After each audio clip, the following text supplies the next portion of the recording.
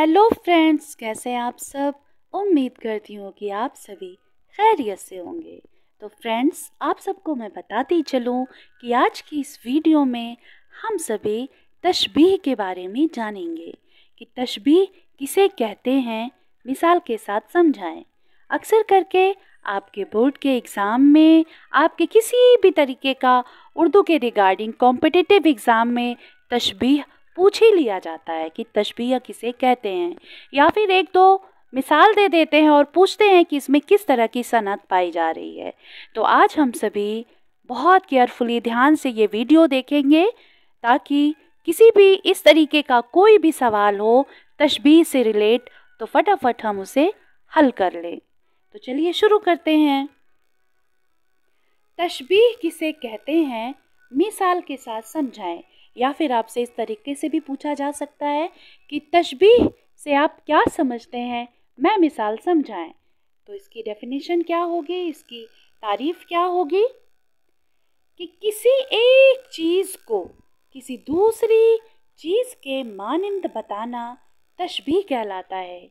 यानी किसी एक चीज़ को किसी दूसरी चीज़ के मुशाबे बताना, उसके जैसा बताना, उसी की तरह बताना तशबीह कहलाता है।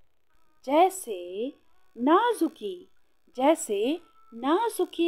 उसके लब की क्या कहिए, पंखुड़ी एक गुलाब की सी है।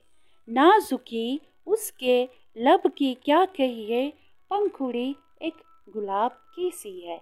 लब मतलब होता है होठ, नाजुकी जो बहुत नर्म मुलायम हो, पंखुड़ी गुलाब की पत्ती को बोलते हैं। समझ में आ रहा है। तो इसमें शायर क्या कह रहा है कि इस शेर में शायर ने अपने महबूब के होठों को गुलाब की पंखुड़ी जैसा बताया है। किसकी जैसा बताया है? गुलाब की पंखुड़ी के जैसा बताया है। यानी शायर कह रहा है कि नाजुकी उसके लब की क्या कहिए, पंखुड़ी एक गुलाब की सी है। शायर कह रहा है कि मेरे महबूब के होठ इतने नर्म मुलायम है, मेरे महबूब के लब इतने नर्म मुलायम है, बिल्कुल ऐसा मालूम हो रहा है कि जैसे गुलाब की पंखुड़ी है। तो यहाँ पे महबूब के होठों को किससे मुशाबे किया जा रहा है, किसके मानिंद बताया जा रहा है? गुलाब की पंखुड़ी के मानिंद। तो यहाँ पे क्या कह रहे हैं, इसी को तशबीह कहते हैं।